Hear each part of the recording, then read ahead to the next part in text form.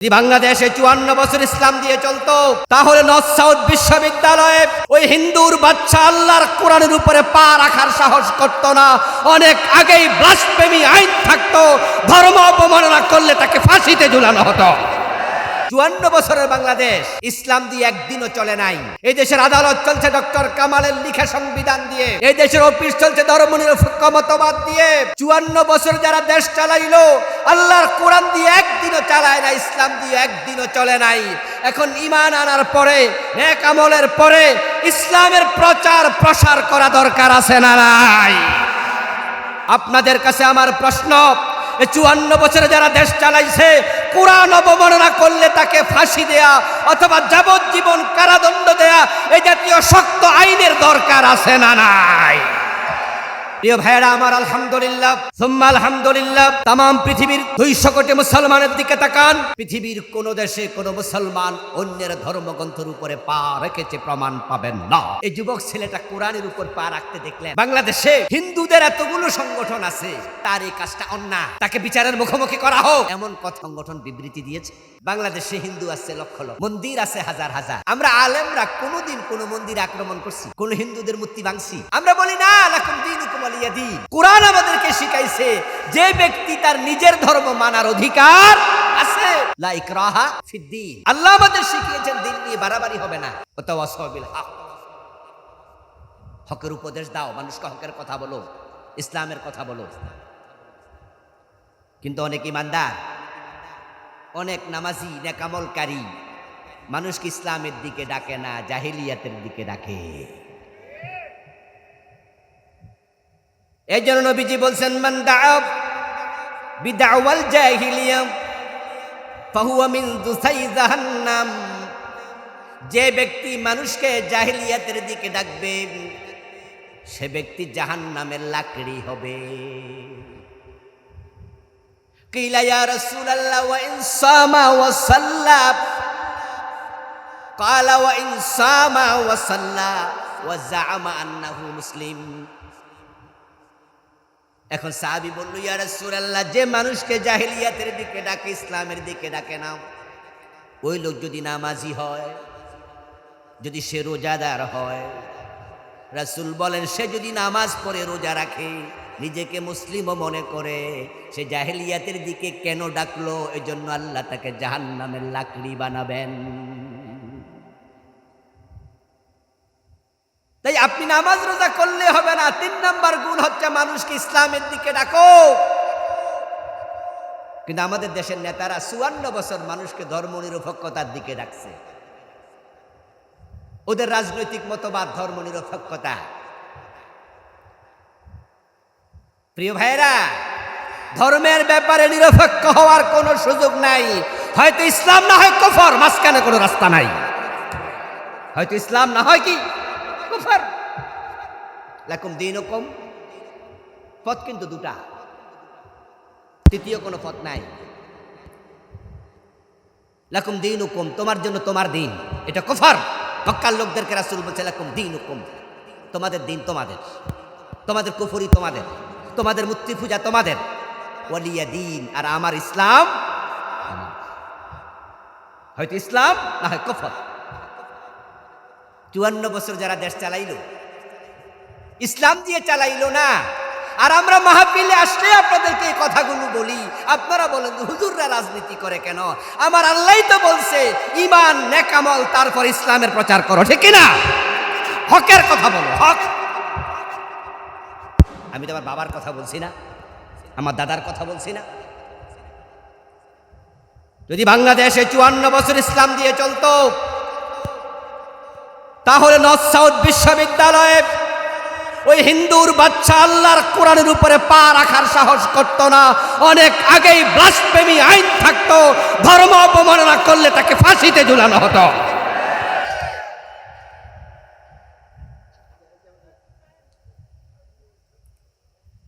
আপনারা শুনেছেন north south বিশ্ববিদ্যালয়ে কোরআনের উপর পা রেখেছে এক জালেম, গত 5 দিনের ঘটনা।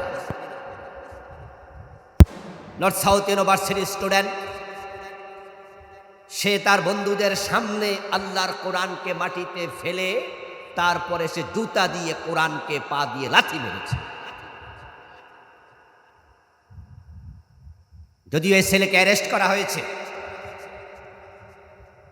কিন্তু সরকার কি বিচার তার করবে? প্রশ্ন হলো আদালত তার কি বিচার করবে? আমার এক দোস্ত, উনি জাজ, ক্লাসমেট আমার। ইনশাআল্লাহ আশা করছি কিছুদিন পরে তিনি জেলা দায়রা জাজ হয়ে যাবেন।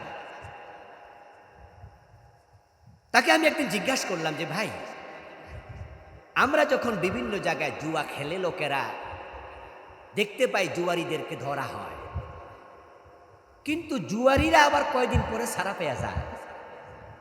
থানায় নিলে পুলিশ ওদেরকে ছেড়া দেয়, আদালতে নিলে কোর্ট তাদের ছেড়া দেয়।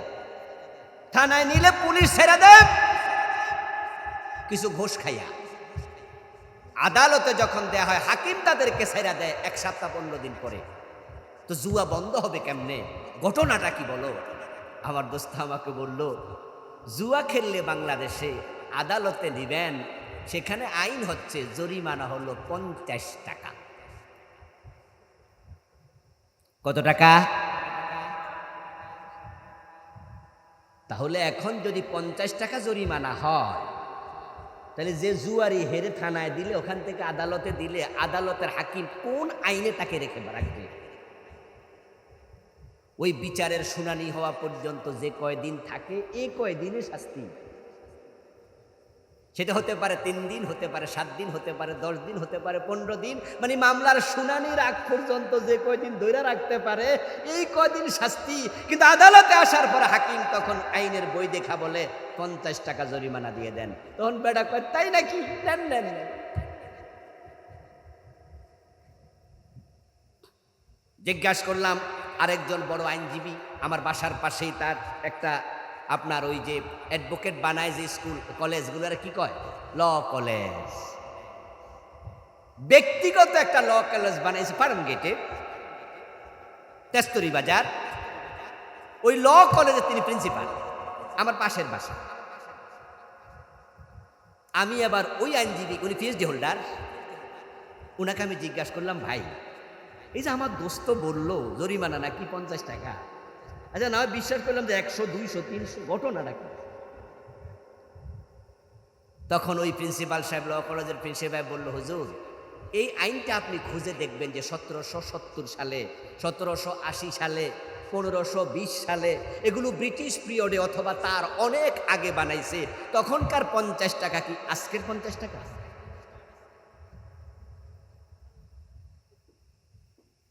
আমি বললাম ওকে ফাইন কথা। তো যে সময়ে 1 টাকা দিয়ে 1 মণ চাল পাওয়া যেত, এমন সময় কি ছিল না? 1 টাকা দিয়ে 1 মণ চাল পাওয়া যেত। ওই সময় জুয়া খেললে 50 টাকা জরিমানা, তাহলে জরিমানার কি ছোট না বড়? কিন্তু সময়ের পরিক্রমায় 150-200 বছর চলে গেল, এখন এই আইনটা পরিবর্তন করা দরকার আছে না নাই?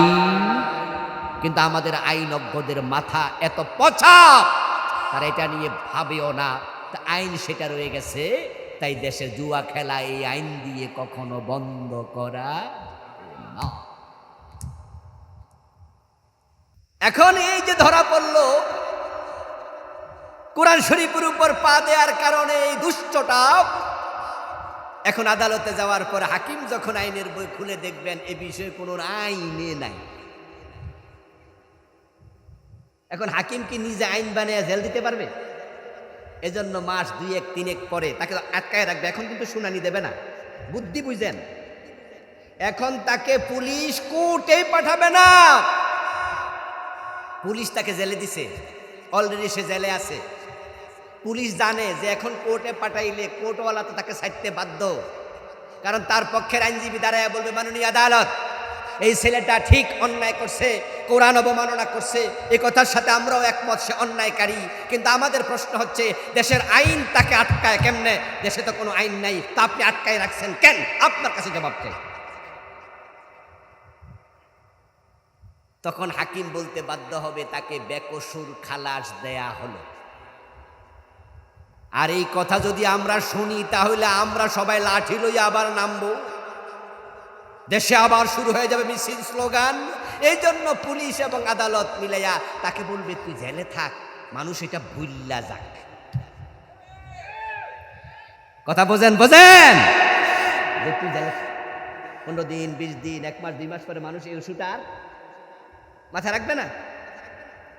তো 3 মাস যখন পরে আমরা এটা ভুলে যাব, তখন সে আদালতে যাবে, তখন একই মাসালা, যেহেতু কোনো আইন নাই, সে খালাস পেয়ে যাবে।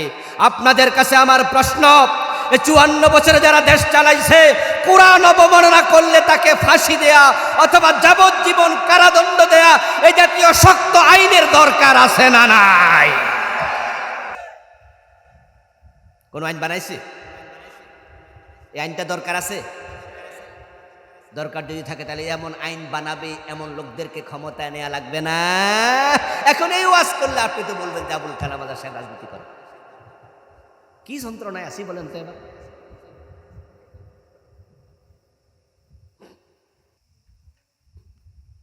প্রিয় ভাইয়েরা আমার, আলহামদুলিল্লাহ সুম্মা আলহামদুলিল্লাহ, তাম পৃথিবীর 200 কোটি মুসলমানের দিকে তাকান। পৃথিবীর কোন দেশে কোন মুসলমান অন্যের ধর্মগ্রন্থের উপরে পা রেখেছে প্রমাণ পাবেন না। ফ্রান্সে নবীজি সাল্লাল্লাহু আলাইহি ওয়াসাল্লামের মূর্তি আঁকছে। এটাকে নিয়ে ফ্রান্সে কত কিছু হয়ে গেল 2-3 বছর আগে। নবীজি সাল্লাল্লাহু আলাইহি ওয়াসাল্লামের মাথায় পাগড়ি বসায়া ওই মাথার উপর বোমার চিহ্ন দিয়া নবীজির বুকের উপরে লিখছে, একটা মূর্তি বানাইছে, এটার নাম মুহাম্মদ, আর এখানে লিখছে টেররিস্ট মুহাম্মদ। নাউজুবিল্লাহ পড়ে, মুহাম্মদ সন্ত্রাসী। কিন্তু আমাদের দিকে তাকান, আমরা প্রায় 200 কোটি মুসলমান তামাম দুনিয়াতে আছি। যে খ্রিস্টানরা আমাদের নবীজিকে গালি দেয়, সন্ত্রাসী বলল, তাদের নবী ঈসা আলাইহিস সালামকে আমরা যদি পাইতাম কপালে চুমু দিতাম। নবী ঈসার প্রতি আমাদের কোনো অশ্রদ্ধা আছে? ইন্না লিল্লাহ কথা বলে না কেন লোকেরা? নবী ঈসার প্রতি কোনো অশ্রদ্ধা আছে? ওনাকে আমরা ভালোবাসি। যে ইহুদিরা আমাদের নবী মুহাম্মদ সাল্লাল্লাহু আলাইহি ওয়াসাল্লামের বিরুদ্ধে কথা বলে, যে ইহুদিরা ফিলিস্তিনে মুসলমানদেরকে ধ্বংস করে দিচ্ছে, হত্যা করছে, হাজার হাজার মুসলমানকে তারা শেষ করে দিল, ওই ইহুদিদের নবী মুসা আলাইহিস সালাম, ওনার প্রতি আমাদের কোনো শ্রদ্ধা নাই। নবী মুসাকে কাছে পেলে আমরা কপালে চুমু দিয়া নিজের গায়ের জামা খুলে নবী মুসার পায়ের ধুলাবালি মুছে দিতাম। বাংলাদেশে হিন্দু আছে লক্ষ লক্ষ, মন্দির আছে হাজার হাজার। আমরা আলেমরা কোনোদিন কোনো মন্দির আক্রমণ করছি? কোন হিন্দুদের মূর্তি ভাঙছি? শুনবেন না। আমরা বলি না লাকুম দীনুকুম ওয়ালিয়া দীন। কুরআন আমাদেরকে শিখাইছে যে ব্যক্তি তার নিজের ধর্ম মানার অধিকার আছে, লা ইকরাহা ফিদ্দীন। আল্লাহ আমাদের শিখিয়েছেন দিন নিয়ে বাড়াবাড়ি হবে না, ধর্ম নিয়ে বাড়াবাড়ি করো না। এরপরেও দুঃখজনক কথা হলো, এই হিন্দু, বৌদ্ধ, ইহুদি, খ্রিস্টান সবাই মিলে তারা একসাথে চিৎকার দিয়া বলে মুসলমানরা সন্ত্রাসী, আমরা উগ্রবাদী, আমরা টেরোরিস্ট, আমরা মৌলবাদী। এই যে আপনি নর্থ সাউথ ইউনিভার্সিটিতে এই যুবক ছেলেটা কোরআনের উপর পা রাখতে দেখলেন, বাংলাদেশে হিন্দুদের এতগুলো সংগঠন আছে, তার এই কাজটা অন্যায়, তাকে বিচারের মুখোমুখি করা হোক, এমন কথা সংগঠন বিবৃতি দিয়েছে। আশ্চর্য বিষয় না?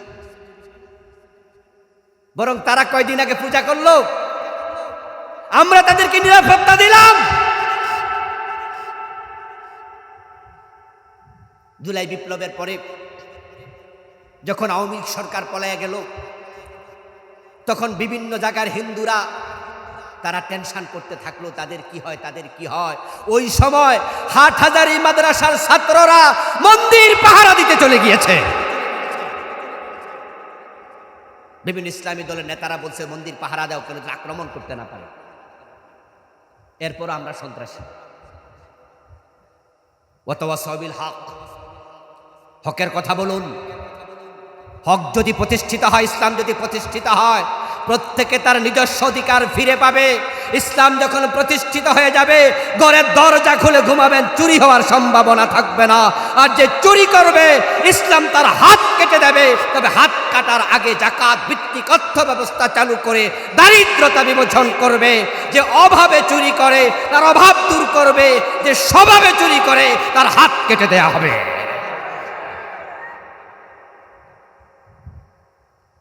ইসলাম প্রতিষ্ঠিত হলে, হক প্রতিষ্ঠিত হলে ন্যায় বিচার প্রতিষ্ঠিত হবে, ইনসাফ প্রতিষ্ঠিত হবে। আদালতে গিয়ে কেউ জুলুমের শিকার হবে না। হক মানে ইসলাম। আবুল কালাম আজাদ বাশার একা ইসলামের প্রচার করলে ইসলাম হয়ে যাবে না? সবার দরকার। আমরা অল্প কিছু লোক বলছি, কত পার্সেন্ট লোকে হকের কথা বলছে, হক প্রচার করছে? কত পার্সেন্ট লোক? এদেশের 3.5 লক্ষ মসজিদ, হাজার হাজার মসজিদের মিম্বর পাবেন, যেখান থেকে দিন প্রতিষ্ঠার ওয়াজ গত 10 বছর 5 বছরে একদিনও হয় নাই। নামাজের ওয়াজ হয়েছে, রোজার ওয়াজ হয়েছে, হজের ওয়াজ হয়েছে, জাকাতের ওয়াজ হয়েছে, ইসলাম প্রতিষ্ঠার ওয়াজ হয়নি, হক প্রতিষ্ঠার ওয়াজ হয় না। যার কারণে মুসল্লিরা এগুলা বোঝে না। নামাজের ওয়াজ আছে, নামাজ বোঝে, বেনামাজিও বোঝে, নামাজ না পড়া গুনাহ। রোজার ওয়াজ আছে, বেরোজগারি বোঝে, রোজার দিনে দিনের বেলায় খাওয়া ঠিক না। তাই যদি চা দোকানে খাইতে যায়, একটা পর্দা টানাইয়া খায়, সে বোঝে দিনের বেলা খাওয়া ঠিক না। দিন প্রতিষ্ঠার ওয়াজ যদি প্রতিটা মসজিদে, প্রতিটা মাহফিলে হতো, বাংলাদেশের লোকেরা নামাজ রোজার গুরুত্বের মতো ইসলাম কায়েমের গুরুত্বটাও বুঝত। কিন্তু সমস্যা এক জায়গায়, নামাজের কথা বললে, নামাজের ওয়াজ করলে মামলা হয় না, হামলা হয় না, মাইর খাওয়া লাগে না। এলাকার নেতাদের চক্ষুশূল হয় না। হুজুর বলো ভালো, নামাজের ওয়াজ করে, রোজার ওয়াজ করলে, জিকিরের ওয়াজ করলে, হালাল হারামের ওয়াজ করলে কোনো মামলা হামলা নাই। কিন্তু দিন প্রতিষ্ঠার ওয়াজ যে আলেম করে, গত 15 বছর আমরা দেখেছি এমন আলেমরা সব জায়গায় মাহফিলও করতে পারে নাই।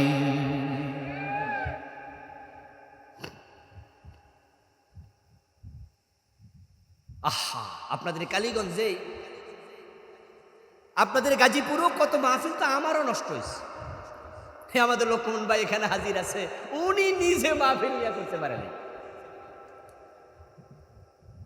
উনি নিজে মাহফিল নিচ্ছে পারে নাই। উনি বলছে, আরে ভাই আমি তো স্টেজে আছি, হুজুর আর কি ওয়াজ করবো, আমি দেখবো না? না না, তারপরও দেব না। তারিখ মারিক সব ঠিক, অনুমতি পর্যন্ত লিখিত আনছে লোকমান ভাই, তারপরে একদিন আগে মাহফিল অনুমতি ক্যান্সেল, উনাকেও দেয়। দিন প্রতিষ্ঠার ওয়াজ করা সহজ নয়। আমার নিজের জন্মভূমি 14 গ্রাম থানা, আমি 12 বছর যাইতে পারি না।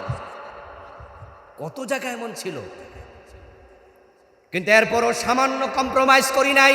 ওয়াজ করলে কি, না করলে কি? নবী মুহাম্মদ যদি দাঁত দিতে পারে ইসলামের জন্য, ইব্রাহিম যদি আগুনে ঝাঁপ দিতে পারে, আমরা কেন পারবো না? সব রেখে প্রয়োজনে ফাঁসির মঞ্চে চলে যাব। আল্লাহর দ্বীনের হক কথা বলা 1 সেকেন্ডের জন্য বন্ধ করা যাবে না, বন্ধ করব না। কারণ যদি আপনি বন্ধ করে দেন, তাহলে আপনি ক্ষতিতে পড়ে যাবেন। ক্ষতি মানে জাহান্নাম, সফলতা মানে জান্নাত। আল্লাহর জান্নাত পাওয়া এত মাগনা না, এত সোজা না। এই জন্য হকের কথা বলুন। দিন হচ্ছে হক, ইসলাম একমাত্র ধর্ম। তাই বাংলার সমাজে ইসলাম কায়েম হোক, এজন্য সবাই মিলে চেষ্টা করা দরকার আছে না নাই? এটা 3 নম্বর গুণ, ঈমান, নেকামল, হকের প্রচার। ওয়াতাওয়াসাউ বিস-সাবর, ধৈর্যের কথা বলো। বাংলাদেশি লোকদের ধৈর্য বেশি না কম? আমার মনে হয় পৃথিবীতে খুব কম জাতি আছে এত অধৈর্য। রাস্তায় যে আপনারা বড় বড় যানজট দেখেন না, মাঝে মাঝে দেখবেন যে পত্রিকা পর্যন্ত নিউজ করে ঢাকা চিটাং রোডে 10 কিলোমিটার যানজট। ঢাকায় ঢুকলে দেখবেন যে আপনি গাবতলী থেকে আপনাদের এই এখান দিয়া কি আপনারা তো যান মহাখালী, মহাখালী গিয়ে দেখবেন যে যানজট শুরু, ভিতরে ঢুকলে আর হুঁশ নাই। অনেক জায়গায় লম্বা যানজটের পরে গিয়া দেখি কিছু ঘটে নাই, সমস্যা শুধু একটা, আমার পথে আরেকজন ঢুকছে, আরেকজনের পথে আমি ঢুকছি। তাড়াতাড়ি যাইতে হইব, তাড়াতাড়ি, উনিও তাড়াতাড়ি, আমিও তাড়াতাড়ি, উনিও তাড়াতাড়ি, ধৈর্য কারো নাই। এই জন্য রাস্তা উনারটা আমি ঢুকছি, আমারটা উনি ঢুকছে, এবার দুইজনে গালে হাত দিয়ে বই দিচ্ছি। কোনো ট্রাফিক সিগন্যাল মানি না, সময় নাই তো আমার। শুধু অধৈর্যের কারণে মারামারি, কিলাকালি, হানাহানি, তালাক, আহারে সমাজ শেষ। আজকে বিকালে ফোন দিয়েছে এক মহিলা, রিসিভ করে শুনলাম, মহিলা কণ্ঠ। কে বলছেন বলুন? হুজুর নীলপামারি থেকে বলছি আমি। ওমর, বলুন কি সমস্যা? আমার হাজবেন্ড আমারে 3 তালাক দিচ্ছে। আপনার হাজবেন্ড আপনাকে 3 তালাক দিল কেন? 2টা বাচ্চা আছে। মহিলা কান্না শুরু করে দিল, হুজুর ঝগড়া হয়েছিল স্বামী স্ত্রীতে, এমন রাগ রাখছে না, রাইগা একসাথে 1, 2, 3 তালাক। যা, বিভিন্ন কওমি মাদ্রাসায় গেছি, সব হুজুররা বলছে তালাক 3 মানে 3, শেষ। হুজুর আপনার ওয়াজ শুনি, এখন আপনি যদি একটু আমার ফতোয়া দিতেন। আমি বললাম, আরে বোন, তালাক দিছে যে, কথা বলবে সে, এজন্য আপনার কথায় কোনো ফতোয়া হবে না, আপনার হাজবেন্ডকে বলবেন আমার সাথে কথা বলতে। বল হুজুর সে কাছে আছে, দেন দেন। এবার হাজবেন্ডকে দিল, হাজবেন্ড বলতেছে, হুজুর আমার বউ যা কইছে ঠিক। এমন রাগ উঠছিল হুজুর। আরে এই যে ধৈর্যহীনতা, রাগ কন্ট্রোল করা যাবে না। কেউ সিমটি দিলে তাকে খামসি দিতে হবে, এটা জান্নাতীদের বৈশিষ্ট্য না। জান্নাতীদের বৈশিষ্ট্য হলো ধৈর্য, ধৈর্য, ধৈর্য, ঠিক কিনা? ইন্নাল্লাহা মাআস সাবিরিন, আল্লাহ ধৈর্যশীলদের সঙ্গে। নবীজি মুহাম্মদ সাল্লাল্লাহু আলাইহি ওয়াসাল্লামের ধৈর্যশীল মানুষ পৃথিবীতে আর কয়জন আছে? অথচ কোরআনে আল্লাহ নবীজিকে ইসবির, ফাসবির এই শব্দ যে কতবার বলছে হিসাব নাই। এক শব্দ ওয়াসবির, ফাসবির। নবী ধৈর্য ধরেন, ধৈর্য ধরেন, ধৈর্য ধরেন, ধৈর্য ধরেন, ধৈর্য ধরেন, ধৈর্য ধরেন, কত আয়াত। আমাদের দেশে যত তালাকের মাসালা আমার সামনে আসছে, শতকরা 99.99 মানে 100-র মাঝে 100, যদি 1000-এর মাঝে 1-2টা ভিন্ন হবে, সব শুধুমাত্র রাগ, রাগ। অনেকে তো আছে তালাক কয়টা দিছে এটা কইতে পারে না, হুজুর মেজাজ থামা পর্যন্ত দিছে, গণি নাই। গনা কি আবার, রাগ উঠছে তো দিতাছি। তালাক দেয়া দেখা পাশে দাঁড়ানো তার বড় ভাইয়ের বউ ভাবি, ভাবি বলতেছে, দেবর রে কি করতেছ? তোমারও তালাক, মানে কথা যে কয় হেরে তালাক। কি রাগ! লাইসা শাদীদু বিসসুরআ, লাইসা শাদীদু বিসসুরআ, ইন্নামা শাদীদুল্লাযী ইয়ামলিকু নাফসাহু ইনদাল গাদাব। নবীজি সাল্লাল্লাহু আলাইহি ওয়াসাল্লাম বলেন, যে ব্যক্তি কোনো মানুষকে ধরেই কুপকাত করে ফেলে, দাঁড়ানো থেকে ধরেই মাটিতে শোয়া দেয়, সে শক্তিশালী পুরুষ নয়, বরং শক্তিশালী হলো সে ব্যক্তি যে রাগের সময় নিজেকে কন্ট্রোল করতে পারে। অধৈর্য হওয়া যাবে না। ধৈর্য বড় দামি সম্পদ। যার ধৈর্য আছে তার সম্মান আছে। এজন্য দেখবেন যে মাঝে মাঝে বিভিন্ন গাড়িতে লেখা থাকে সিএনজির পিছনে, রেগে গেলেন তো হেরে গেলেন। এই ধৈর্যটা একা না, এটা সমাজের মাঝে ছড়াইয়া দিতে হবে, ধৈর্যের নসিহা করতে হবে। এই 4টি গুণ আমরা অর্জন করতে চাই। আল্লাহ তুমি তৌফিক দান করো, সবাই বলেন আমিন। যদি বাংলাদেশে 54 বছর ইসলাম দিয়ে চলতো, তাহলে নর্থ সাউথ বিশ্ববিদ্যালয়ে ওই হিন্দুর বাচ্চা আল্লাহর কোরআনের উপরে পা রাখার সাহস করতো না। অনেক আগেই ব্লাসফেমি আইন থাকতো, ধর্ম অবমাননা করলে তাকে ফাঁসিতে ঝুলানো হতো। 54 বছরের বাংলাদেশ ইসলাম দিয়ে একদিনও চলে নাই। এই দেশের আদালত চলছে ডক্টর কামালের লিখা সংবিধান দিয়ে, এই দেশের অফিস চলছে ধর্মনিরপেক্ষ মতবাদ দিয়ে। 54 বছর যারা দেশ চালাইলো, আল্লাহর কোরআন দিয়ে একদিনও চালায় না, ইসলাম দিয়ে একদিনও চলে নাই। এখন ঈমান আনার পরে, নেক আমলের পরে ইসলামের প্রচার প্রসার করা দরকার আছে না নাই? আপনাদের কাছে আমার প্রশ্ন, এই 54 বছরে যারা দেশ চালাইছে, কোরআন অবমাননা করলে তাকে ফাঁসি দেয়া অথবা যাবজ্জীবন কারাদণ্ড দেয়া এই জাতীয় শক্ত আইনের দরকার আছে না নাই? প্রিয় ভাইরা আমার, আলহামদুলিল্লাহ সুম্মা আলহামদুলিল্লাহ, তামাম পৃথিবীর 200 কোটি মুসলমানের দিকে তাকান। পৃথিবীর কোন দেশে কোন মুসলমান অন্যের ধর্মগ্রন্থের উপরে পা রেখেছে প্রমাণ পাবেন না। এই যুবক ছেলেটা কোরআনের উপর পা রাখতে দেখলেন। বাংলাদেশে হিন্দুদের এতগুলো সংগঠন আছে, তার এই কাজটা অন্যায়, তাকে বিচারের মুখোমুখি করা হোক, এমন কথা সংগঠন বিবৃতি দিয়েছে। বাংলাদেশে হিন্দু আছে লক্ষ লক্ষ, মন্দির আছে হাজার হাজার। আমরা আলেমরা কোনোদিন কোন মন্দিরে আক্রমণ করছি, কোন হিন্দুদের মূর্তি ভাঙছি? আমরা বলি না, লাকুম দীনুকুম ওয়ালিয়া দীন। কোরআন আমাদেরকে শিখাইছে যে ব্যক্তি তার নিজের ধর্ম মানার অধিকার আছে, লা ইকরাহা ফিদ্দীন। আল্লাহ আমাদের শিখিয়েছেন দিন নিয়ে বাড়াবাড়ি হবে না। ওয়াতাওয়াসাউ বিল হক, হকের উপদেশ দাও, মানুষকে হকের কথা বলো, ইসলামের কথা বলো। কিন্তু অনেক ইমানদার, অনেক নামাজি, নেকামলকারী মানুষকে ইসলামের দিকে ডাকে না, জাহিলিয়াতের দিকে ডাকে। এই জন্য নবীজি বলছেন, মান দাআ বিদাওয়াল জাহিলিয়া ফাহুয়া মিন দুসাই জাহান্নাম। যে ব্যক্তি মানুষকে জাহিলিয়াতের দিকে ডাকবে সে ব্যক্তি জাহান্নামের লাকড়ি হবে। কিলা ইয়া রাসূলুল্লাহ ওয়া ইন সামা ওয়া সাল্লা, ক্বালা ওয়া ইন সামা ওয়া সাল্লা ওয়া জাআমা আন্নাহু মুসলিম।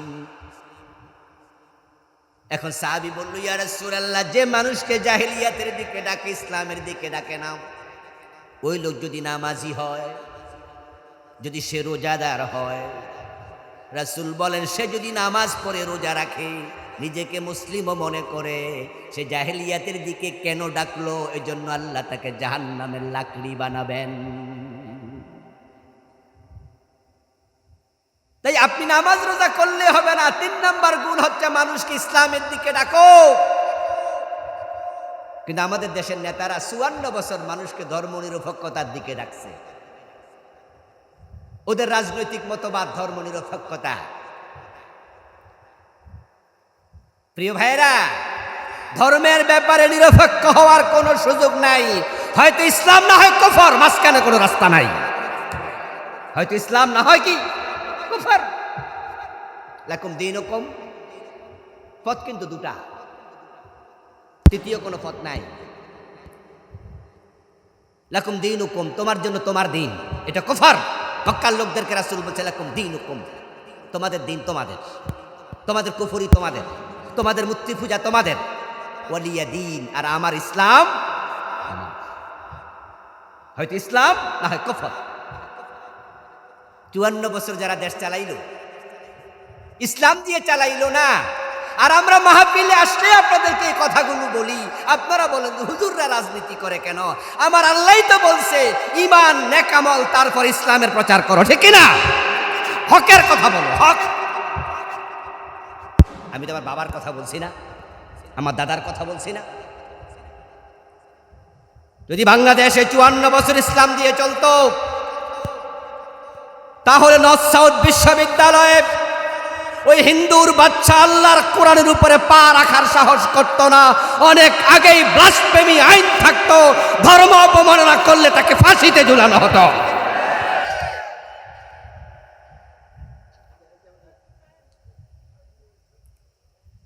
আপনারা শুনেছেন নর্থ সাউথ বিশ্ববিদ্যালয়ে কোরআনের উপর পা রেখেছে এক জালেম, গত 5 দিনের ঘটনা। নর্থ সাউথ ইউনিভার্সিটির স্টুডেন্ট, সে তার বন্ধুদের সামনে আল্লাহর কোরআনকে মাটিতে ফেলে তারপরে সে জুতা দিয়ে কোরআনকে পা দিয়ে লাথি মেরেছে। যদিও এই ছেলেকে অ্যারেস্ট করা হয়েছে,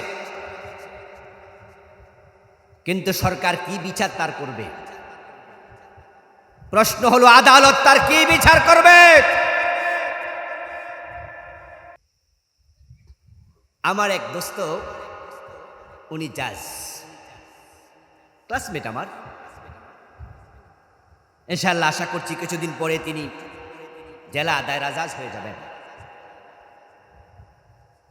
তাকে আমি একদিন জিজ্ঞাসা করলাম যে ভাই, আমরা যখন বিভিন্ন জায়গায় জুয়া খেলে লোকেরা দেখতে পাই জুয়ারিদেরকে ধরা হয়, কিন্তু জুয়ারিরা আবার কয়দিন পরে ছাড়া পেয়ে যায়।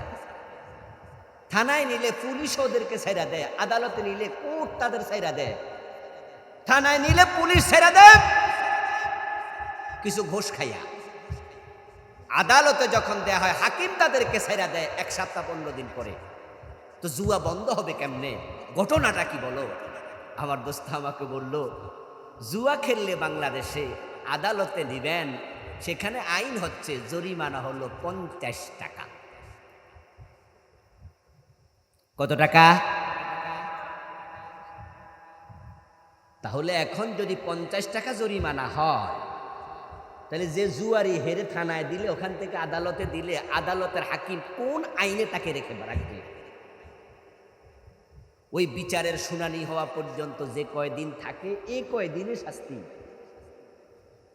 সেটা হতে পারে 3 দিন, হতে পারে 7 দিন, হতে পারে 10 দিন, হতে পারে 15 দিন। মানে মামলার শুনানির আগ পর্যন্ত যে কয়দিন ধরে রাখতে পারে, এই কয়দিন শাস্তি। কিন্তু আদালতে আসার পর হাকিম তখন আইনের বই দেখা বলে 50 টাকা জরিমানা দিয়ে দেন। তখন বেটা কয়, তাই নাকি? নেন নেন নেন।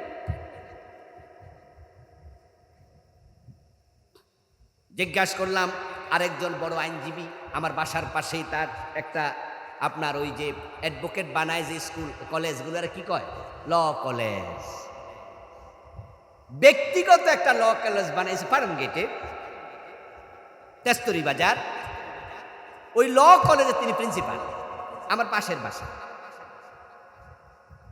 আমি আবার ওই আইনজীবী, উনি পিএইচডি হোল্ডার, ওনাকে আমি জিজ্ঞাসা করলাম, ভাই এই যে আমার দোস্ত বললো জরিমানা নাকি 50 টাকা, আচ্ছা না বিশ্বাস করলাম যে 100, 200, 300, ঘটনা নাকি? তখন ওই প্রিন্সিপাল সাহেব, ল কলেজের প্রিন্সিপাল বলল, হুজুর এই আইনটা আপনি খুঁজে দেখবেন যে 1770 সালে, 1780 সালে, 1520 সালে, এগুলো ব্রিটিশ পিরিয়ডে অথবা তার অনেক আগে বানাইছে। তখনকার 50 টাকা কি আজকের 50 টাকা?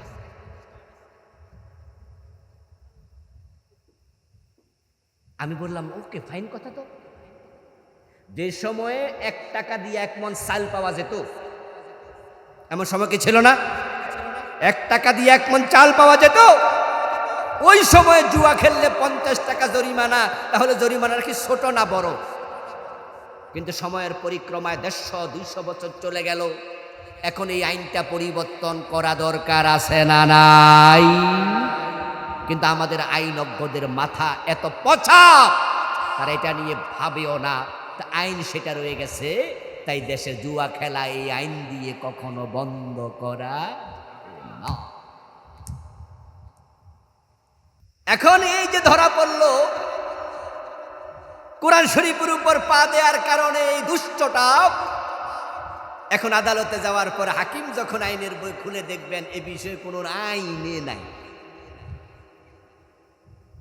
এখন হাকিম কি নিজে আইন বানিয়ে জেল দিতে পারবে? এজন্য মাস 2-1-3 পরে তাকে আটকায় রাখবে। এখন কিন্তু শুনানি দেবে না, বুদ্ধি বুঝেন। এখন তাকে পুলিশ কোর্টেই পাঠাবে না, পুলিশ তাকে জেলে দিছে, অলরেডি সে জেলে আছে। পুলিশ জানে যে এখন কোর্টে পাঠাইলে কোর্টওয়ালা তো তাকে ছাড়তে বাধ্য, কারণ তার পক্ষের আইনজীবী দাঁড়ায় বলবে, মাননীয় আদালত এই ছেলেটা ঠিক অন্যায় করছে, কোরআন অবমাননা করছে, এই কথার সাথে আমরাও একমত, সে অন্যায়কারী। কিন্তু আমাদের প্রশ্ন হচ্ছে, দেশের আইন তাকে আটকায় কেমনে? দেশে তো কোনো আইন নাই, তা আপনি আটকায় রাখছেন কেন? আপনার কাছে জবাব চাই। তখন হাকিম বলতে বাধ্য হবে, তাকে বেকসুর খালাস দেয়া হলো। আর এই কথা যদি আমরা শুনি, তাহলে আমরা সবাই লাঠি লইয়া আবার নামবো, দেশে আবার শুরু হয়ে যাবে মিছিল, স্লোগান। এই জন্য পুলিশ এবং আদালত মিলাইয়া তাকে বলবে, তুই জেলে থাক, মানুষ এটা ভুল্লা যাক। কথা বোঝেন? বোঝেন যে তুই জেলে 15 দিন, 20 দিন, 1 মাস, 2 মাস পরে মানুষ এই ওষুধ আর মাথা রাখবে না। তো 3 মাস যখন পরে আমরা এটা ভুলে যাব, তখন সে আদালতে যাবে, তখন একই মাসালা, যেহেতু কোনো আইন নাই, সে খালাস পেয়ে যাবে। আপনাদের কাছে আমার প্রশ্ন, 54 বছরে যারা দেশ চালাইছে, কোরআন অবমাননা করলে তাকে ফাঁসি দেয়া অথবা যাবজ্জীবন কারাদণ্ড দেয়া, এই জাতীয় শক্ত আইনের দরকার আছে না নাই? কোন আইন বানাইছে? এই আইনটা দরকার আছে? দরকার যদি থাকে তাহলে এমন আইন বানাবে, এমন লোকদেরকে ক্ষমতায় নেওয়া লাগবে না। এখন এই ওয়াজ করলে আপনি তো বলবেন যে আবুল কালাম আজাদ সাহেব রাজনীতি করে। কি যন্ত্রণায় আসি বলেন তো এবার।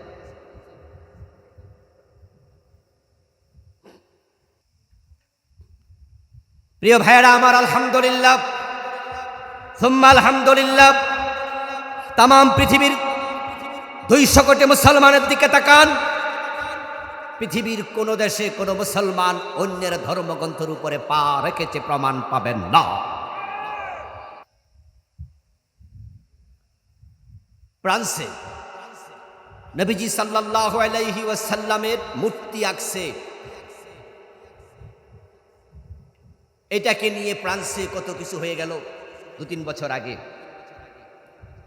নবীজি সাল্লাল্লাহু আলাইহি ওয়াসাল্লামের মাথায় পাগড়ি বসায়া ওই মাথার উপর বোমার চিহ্ন দিয়া নবীজির বুকের উপরে লিখছে, একটা মূর্তি বানাইছে, এটার নাম মুহাম্মদ, আর এখানে লিখছে টেররিস্ট মুহাম্মদ। নাউজুবিল্লাহ পড়ে, মুহাম্মদ সন্ত্রাসী।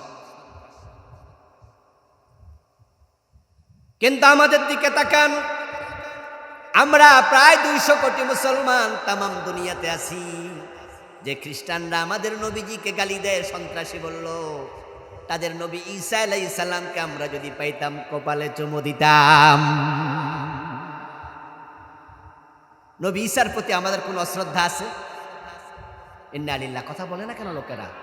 নবী ঈসার প্রতি কোনো অশ্রদ্ধা আছে? ওনাকে আমরা ভালোবাসি। যে ইহুদিরা আমাদের নবী মুহাম্মদ সাল্লাল্লাহু আলাইহি ওয়াসাল্লামের বিরুদ্ধে কথা বলে, যে ইহুদিরা ফিলিস্তিনে মুসলমানদেরকে ধ্বংস করে দিচ্ছে, হত্যা করছে, হাজার হাজার মুসলমানকে তারা শেষ করে দিল, ওই ইহুদিদের নবী মুসা আলাইহিস সালাম, ওনার প্রতি আমাদের কোনো শ্রদ্ধা নাই। নবী মুসাকে কাছে পেলে আমরা কপালে চুমু দিয়া নিজের গায়ের জামা খুলে নবী মুসার পায়ের ধুলাবালি মুছে দিতাম। বাংলাদেশে হিন্দু আছে লক্ষ লক্ষ, মন্দির আছে হাজার হাজার। আমরা আলেমরা কোনোদিন কোনো মন্দির আক্রমণ করছি? কোন হিন্দুদের মূর্তি ভাঙছি? শুনবেন না। আমরা বলি না লাকুম দীনুকুম ওয়ালিয়া দীন। কুরআন আমাদেরকে শিখাইছে যে ব্যক্তি তার নিজের ধর্ম মানার অধিকার আছে, লা ইকরাহা ফিদ্দীন। আল্লাহ আমাদের শিখিয়েছেন দিন নিয়ে বাড়াবাড়ি হবে না, ধর্ম নিয়ে বাড়াবাড়ি করো না। এরপরেও দুঃখজনক কথা হলো, এই হিন্দু, বৌদ্ধ, ইহুদি, খ্রিস্টান সবাই মিলে তারা একসাথে চিৎকার দিয়া বলে মুসলমানরা সন্ত্রাসী, আমরা উগ্রবাদী, আমরা টেরোরিস্ট, আমরা মৌলবাদী। এই যে আপনি নর্থ সাউথ ইউনিভার্সিটিতে এই যুবক ছেলেটা কোরআনের উপর পা রাখতে দেখলেন, বাংলাদেশে হিন্দুদের এতগুলো সংগঠন আছে, তার এই কাজটা অন্যায়, তাকে বিচারের মুখোমুখি করা হোক, এমন কথা সংগঠন বিবৃতি দিয়েছে। আশ্চর্য বিষয় না? বরং তারা কয়দিন আগে পূজা করলো, আমরা তাদেরকে নিরাপত্তা দিলাম। জুলাই বিপ্লবের পরে যখন আওয়ামী লীগ সরকার পলায়া গেল, তখন বিভিন্ন জায়গার হিন্দুরা তারা টেনশন করতে থাকলো, তাদের কি হয়, তাদের কি হয়। ওই সময় হাটহাজারী মাদ্রাসার ছাত্ররা মন্দির পাহারা দিতে চলে গিয়েছে। বিভিন্ন ইসলামী দলের নেতারা বলছে মন্দির পাহারা দাও, কেন আক্রমণ করতে না পারে। এরপর আমরা সন্ত্রাসী। ওয়াতাওয়াসাউ বিল হক, হকের কথা বলুন। হক যদি প্রতিষ্ঠিত হয়, ইসলাম যদি প্রতিষ্ঠিত হয়, প্রত্যেকে তার নিজস্ব অধিকার ফিরে পাবে। ইসলাম যখন প্রতিষ্ঠিত হয়ে যাবে, ঘরের দরজা খুলে ঘুমাবেন, চুরি হওয়ার সম্ভাবনা থাকবে না। আর যে চুরি করবে, ইসলাম তার হাত কেটে দেবে। তবে হাত কাটার আগে যাকাত ভিত্তিক অর্থ ব্যবস্থা চালু করে দারিদ্রতা বিমোচন করবে। যে অভাবে চুরি করে তার অভাব দূর করবে, যে স্বভাবে চুরি করে তার হাত কেটে দেয়া হবে।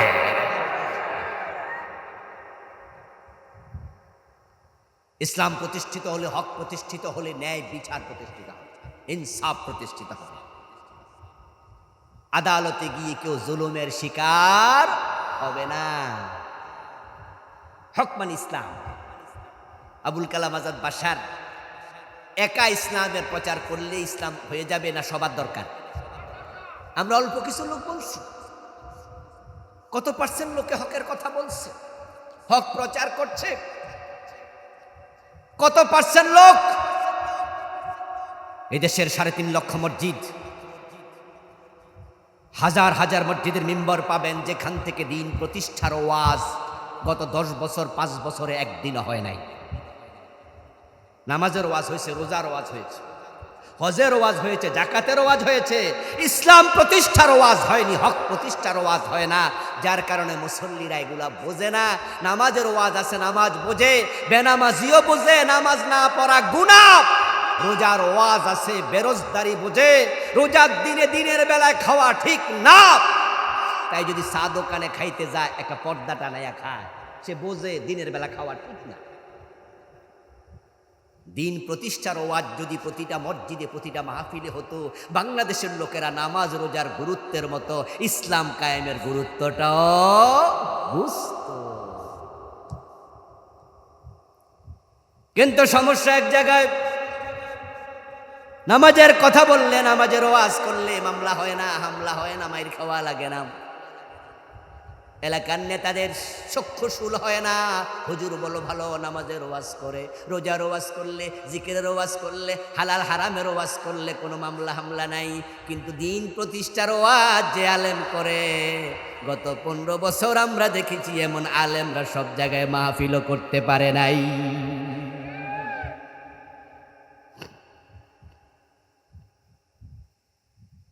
আহা, আপনাদের কালীগঞ্জে, আপনাদের গাজীপুরও কত মাহফিল তো আমারও নষ্ট হয়েছে। আমাদের লক্ষ্মণ ভাই এখানে হাজির আছে, উনি নিজে মাহফিল নিয়ে করতে পারেন, উনি নিজে মাহফিল নিতে পারে নাই। উনি বলছে আরে ভাই আমি তো স্টেজে আছি, হুজুর আর কি ওয়াজ করবো, আমি দেখবো না? না না, তারপরও দেব না, তারিখ মারিক সব ঠিক, অনুমতি পর্যন্ত লিখিত আনছে লোকমান ভাই, তারপরে একদিন আগে মাহফিল অনুমতি ক্যান্সেল, উনাকেও দেয়। দিন প্রতিষ্ঠার ওয়াজ করা সহজ নয়।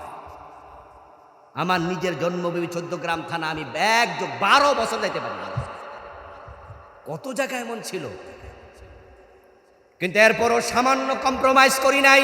ওয়াজ করলে কি না করলে কি, নবী মুহাম্মদ যদি দাঁত দিতে পারে ইসলামের জন্য, ইব্রাহিম যদি আগুনে ঝাঁপ দিতে পারে, আমরা কেন পারবো না?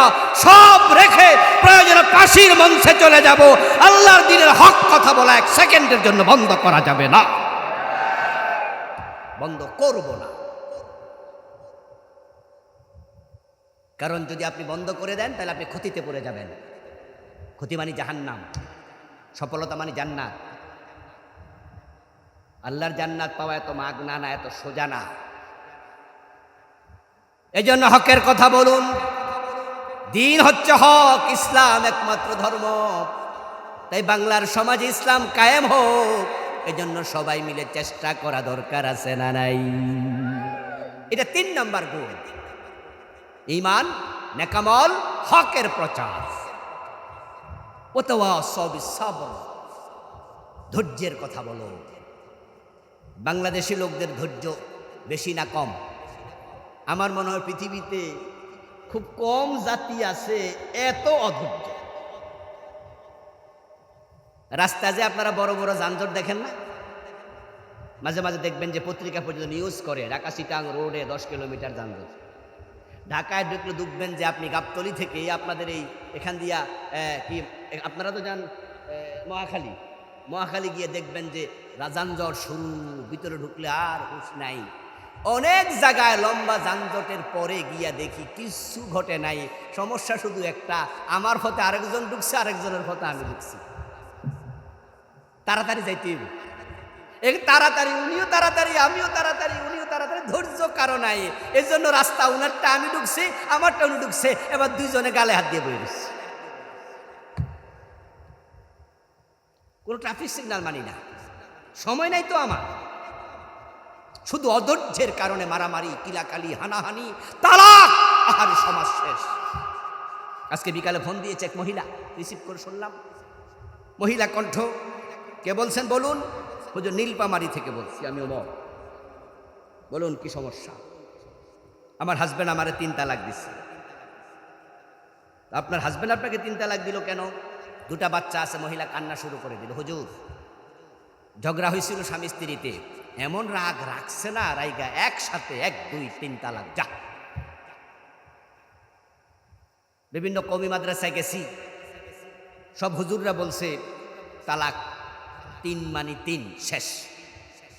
হুজুর আপনার ওয়াজ শুনি, এখন আপনি যদি একটু আমার ফতুয়া দিতেন। আমি বললাম, আরে হন, তালাক দিছে যে, কথা বলবে সে, এজন্য আপনার কথায় কোনো ফতুয়া হবে না, আপনার হাজবেন্ডকে বলবেন আমার সাথে কথা বলতে। বল হুজুর সে কাছে আছে, দেন দেন। এবার হাজবেন্ডকে দিল, হাজবেন্ড বলতেছে, হুজুর আমার বউ যা কইছে ঠিক। এমন রাগ উঠছিল হুজুর। আরে এই যে ধৈর্যহীনতা, রাগ কন্ট্রোল করা যাবে না। কেউ সিমটি দিলে তাকে খামসি দিতে হবে। এটা জান্নাতীদের বৈশিষ্ট্য না। জান্নাতীদের বৈশিষ্ট্য হলো ধৈর্য, ধৈর্য, ধৈর্য, ঠিক কিনা? ইন্নাল্লাহ মা'আস সাবিরিন, আল্লাহ ধৈর্যশীলদের সঙ্গে। নবীজি মুহাম্মদ সাল্লাল্লাহু আলাইহি ওয়াসাল্লামের ধৈর্যশীল মানুষ পৃথিবীতে আর কয়জন আছে? অথচ কোরআনে আল্লাহ নবীজিকে ইসবির, ফাসবির এই শব্দ যে কতবার বলছে হিসাব নাই। এক শব্দ ওয়াসবির, ফাসবির। নবী ধৈর্য ধরেন, ধৈর্য ধরেন, ধৈর্য ধরেন, ধৈর্য ধরেন, ধৈর্য ধরেন, ধৈর্য ধরেন, কত আয়াত। আমাদের দেশে যত তালাকের মাসালা আমার সামনে আসছে, শতকরা 99.99, মানে 100-র মাঝে 100ই, যদি 1000-এর মাঝে 1-2টা ভিন্ন হবে, সব শুধুমাত্র রাগ, রাগ। অনেকে তো আছে তালাক কয়টা দিছে এটা কইতে পারে না, হুজুর মেজাজ থামা পর্যন্ত দিছে, গণি নাই। গনা কি আবার, রাগ উঠছে তো দিতাছি। তালাক দেয়া দেখা পাশে দাঁড়ানো তার বড় ভাইয়ের বউ ভাবি, ভাবি বলতেছে, দেবর রে কি করতেছ? তোমারও তালাক, মানে কথা যে কয় হেরে তালাক। কি রাগ! লাইসা শাদীদু বিসসুরআ, লাইসা শাদীদু বিসসুরআ, ইন্নামা শাদীদুল্লাযী ইয়ামলিকু নাফসাহু ইনদাল গাদাব। নবীজি সাল্লাল্লাহু আলাইহি ওয়াসাল্লাম বলেন, যে ব্যক্তি কোনো মানুষকে ধরেই কুপকাত করে ফেলে, দাঁড়ানো থেকে ধরেই মাটিতে শোয়া দেয়, সে শক্তিশালী পুরুষ নয়, বরং শক্তিশালী হলো সে ব্যক্তি যে রাগের সময় নিজেকে কন্ট্রোল করতে পারে। অধৈর্য হওয়া যাবে না। ধৈর্য বড় দামি সম্পদ। যার ধৈর্য আছে তার সম্মান আছে। এজন্য দেখবেন যে মাঝে মাঝে বিভিন্ন গাড়িতে লেখা থাকে সিএনজির পিছনে, রেগে গেলেন তো হেরে গেলেন। এই ধৈর্যটা একা না, এটা সমাজের মাঝে ছড়াইয়া দিতে হবে। ধৈর্যের নসিহা করতে হবে। এই 4টি গুণ আমরা অর্জন করতে চাই। আল্লাহ তুমি তৌফিক দান করো। সবাই বলেন আমিন।